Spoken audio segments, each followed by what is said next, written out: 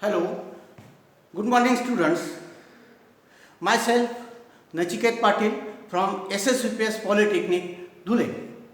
Now in the last session we discussed the Joule's experiment which lead to the formulation of the first law of thermodynamics. Now in this session we will study the statement of the first law of thermodynamics and its limitation. Now first we will see what are the statement of the first law of thermodynamics. Now the statement for the first law of thermodynamics, it states that for a closed system undergoing a cyclic process, the net work transfer is proportional to net heat transfer.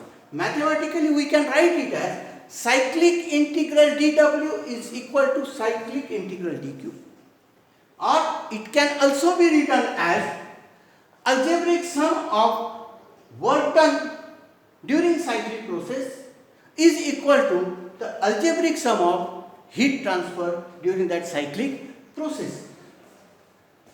And second statement is work and heat are mutually convertible one into the another. Like this. The work and heat are mutually convertible one into another. That means work can be converted into equivalent amount of heat, or heat can be converted into equivalent amount of work.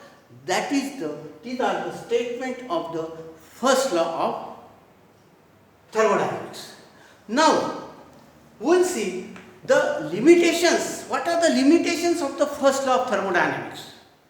Okay.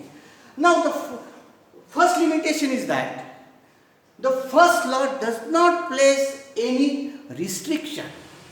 The first law does not place any restriction on magnitude of conversion of energy. Does not place any restriction on the magnitude. For example, let us take the example of any energy converting device. Let us, this is the engine, heat is supplied and work is obtained. But according to this first statement, is it possible to convert all the heat into work?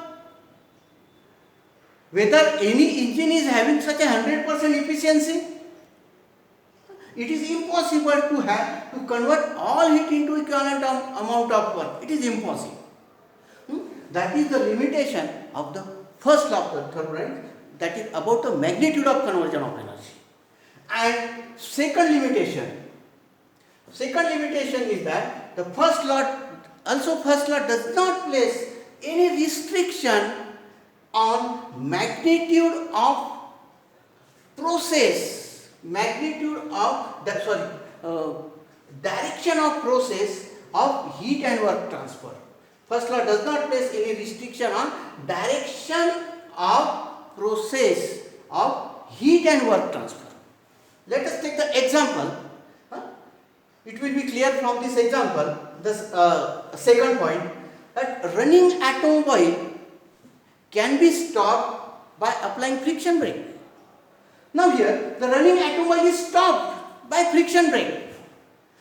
When that automobile is moving, it will have a kinetic energy. Now it is stopped. As it is stopped, that means whether that kinetic energy has become zero. That kinetic energy has become zero. But according to the first law, energy can neither be created nor destroyed, that we have studied. That means by applying the friction brake, though that vehicle is stopped, but that kinetic energy is converted into some another form of energy. Kinetic energy doesn't become zero. It is converted into another form by applying the friction brake. Because of the friction, that kinetic energy is converted into heat energy. Okay? And because of that, the temperature of the brake drum rises. Temperature of the brake drum rises. Now, is it possible by cooling that brake drum in the reverse direction? Suppose, is it possible by cooling that brake drum to convert that energy into kinetic energy or to accelerate that vehicle. By pulling the brake drum, is it possible to accelerate the vehicle? It is not possible.